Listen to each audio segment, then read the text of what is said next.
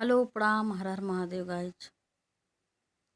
Guys हम एगो जोगी बाबा खातिर गीत गावतनी। एगो केहू जोगी बन गए रहे तो घरे घरे भिक्षा मांगत रहले। तब लोग देखल, पूछल, बाबा आप काहे जोगी बन गईनी? तो जोगी बाबा देखी का कहतनी भजन के माध्यम से। नारी के करनमा सजनमा बनी गईले जोगिया रे बनी गईले जोगिया हो।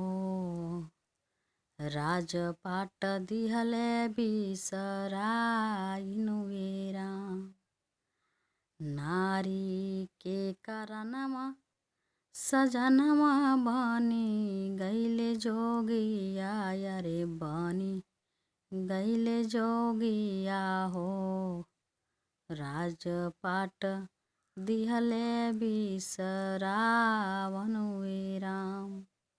किया हो रामा राजपाट दिहले बिसराइनु राम।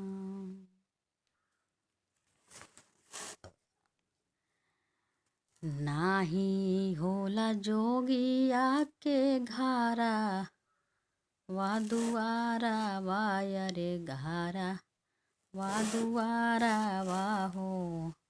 नाही होला जोगिया के गामनु राम।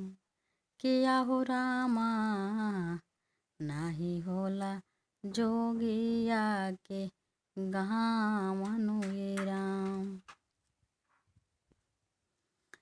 नारी के करनमा सजनमा बनी गईले जोगिया रे बनी गईले जोगिया हो। राजपाट दिहले बिसराइनु राम। राजपाट दिहले बिसराइनु राम।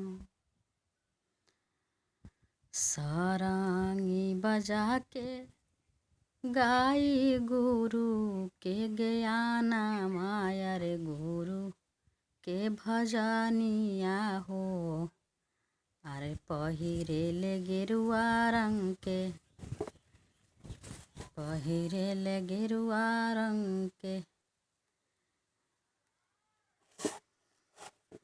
कापड़े राम। पहिरेले गेरुआ रंग के कापड़े राम।